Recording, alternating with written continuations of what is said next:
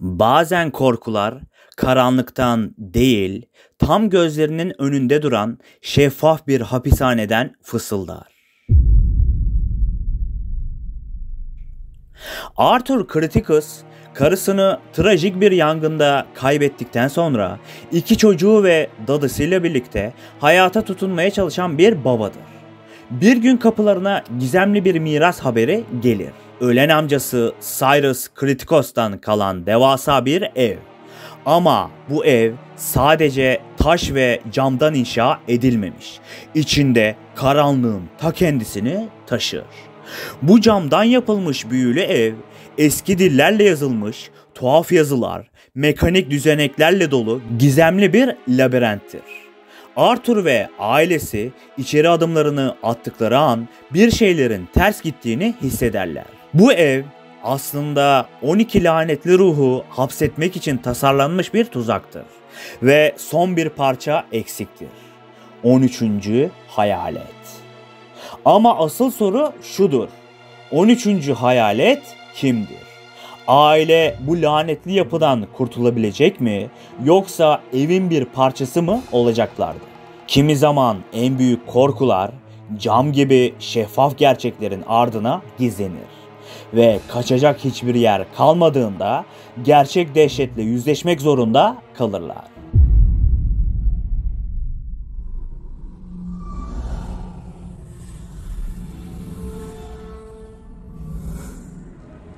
Dostlarım, 13 hayaletin detaylı bir araştırmasını bu videoya gelecek olan beğeni sayılarına ve yorumlara göre ayrı bir video olarak yapmayı düşünüyorum.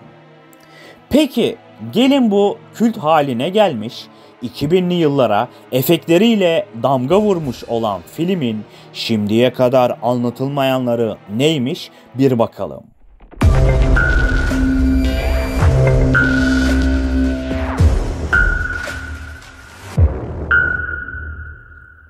Filmde evin cam duvarlarında görülen tuhaf yazılar rastgele süsleme değildi. Bu yazılar 16. yüzyılda okültistik John Dee tarafından geliştirilen mistik bir dil olan Enoch-Hain dilinden esinlenilmişti. Filmde görünmeyen bir detaysa 12 hayaletin her birinin kendi arka plan hikayesi bulunuyor olmasıydı. Bu hikayeler film içinde tam olarak anlatılmasa da prodüksiyon notlarında bulunmaktaydı.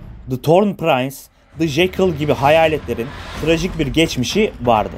Dediğim gibi bunlarla ilgili ayrıntılara bu videoya gelecek olan beğeni sayılarına göre ve yorumlara göre yapacağım dostlarım. Filmdeki büyük cam ev fikri mimari olarak gerçek dünyadaki bazı modern cam yapılardan ilham alınarak tasarlanmıştı. Ayrıca antik büyü metinleri ve ruh tuzakları da eski okült inançlardan gelmekteydi. Filmdeki ev tam anlamıyla bir film seti olarak inşa edilmişti. Ancak set tasarımı Alman ekspresyonist sinemasından ve mimarı Buckminster Fuller'ın geometrik cam yapılarından ilham aldığı bilinmektedir. Evin cam duvarları sadece estetik bir tercih değildi. Cam aynı anda hem koruma hem de tuzak anlamı taşıyordu. Yönetmen bu evle güvende olduğunu sanarken aslında tam tersi bir durumla olma fikrini vurgulamak istemişti. Filmde karakterlerin hayaletleri görebilmek için taktığı özel gözlükler vardı. Bu detay eski yapıma bir göndermeydi. Yani 1960 yılında çıkan orijinal 13 Hayalet filminde de benzer bir teknoloji kullanılmıştı. Filmdeki kan sahneleri için standart sınırlarda kalınması gerekiyordu. Ancak yönetmen Steve Beck daha korkutucu bir atmosfer yaratmak için gölgelerle ve kanın yansımalardaki etkisiyle oynayarak gerilimi arttırdı. Film zamanının ötesinde bir tasarıma sahip olmasına rağmen beklenen gişe başarısını yakalayamamıştı. Ancak yıllar içinde kült bir klasiğe dönüştü ve hala devam filmi beklentileri sürekli tartışılmaktadır. Filmde hayaletlerin ortaya çıktığı sahnelerde bilinçaltına korku aşılamak için insan kulağının tam seçemeyeceği frekansta rahatsız edici sesler eklenmişti. Bu sesler gerilimi arttırmak için özel olarak tasarlanmıştı. Orijinal çekimlerde film için daha karanlık bir alternatif son planlanmıştı. Bu sonda Arthur'un farklı bir kaderle yüzleştiği sahne vardı. Ancak test izleyicilerinden olumsuz geri dönüşler alındığında filan sahnesi değiştirilmişti. Hayalet makyajları için her bir aktör saatlerce hareketsiz kalmak zorunda kalıyordu.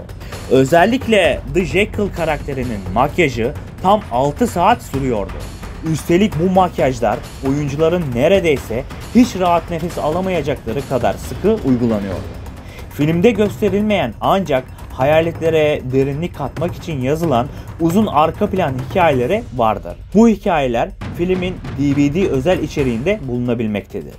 Bazı oyuncular sette gerçekten tuhaf olaylar yaşadığını iddia etmişti. Özellikle cam labirentlerde kaybolmak, kapıların kendiliğinden kapanması gibi olaylar çekimler sırasında ekibin tedirgin olmasına yol açmıştı. Filmde kullanılan Arcanum isimli büyük kitabının bazı sayfaları ultraviyole ışığı altında görülebilecek gizli sembollerle doluydu. Bu detay filmde fark edilmese de set tasarımcıları gerçekçilik katmak için bu tür ince ayrıntılar eklemeyi ihmal etmemişlerdi. Bu gerçekten muazzam bir iş dostlarım. Her detayın ince ince işlenmesi, sanki gerçekmiş gibi tasarlanması gerçekten bu işi yaptıklarını göstermektedir. Bazı sahnelerde eğer dikkatli izlerseniz cam duvarlarda hızla kaybolan ya da çok kısa süre görünen Latin kökenli büyü metinleri fark edilmektedir. Bu detaylar hayaletlerin enerjisinin sürekli aktif olduğunu ima etmektedir. Bu detay da gerçekten muazzam bir iştir dostlarım. 12 hayalet Kara Zodyak adı verilen mistik bir düzene göre sıralanmıştır. Bu sıralama sadece rastgele değil, her biri belirli bir enerji ve güç dengesiyle ilişkilendirilmiştir. En tehlikeli olanlar listenin sonuna yerleştirilmiştir. İşte böyle dostlarım. Filmin kamera arkasında neler olmuş, nasıl çekilmiş, bunlara yoğunlaştığım bir video oldu.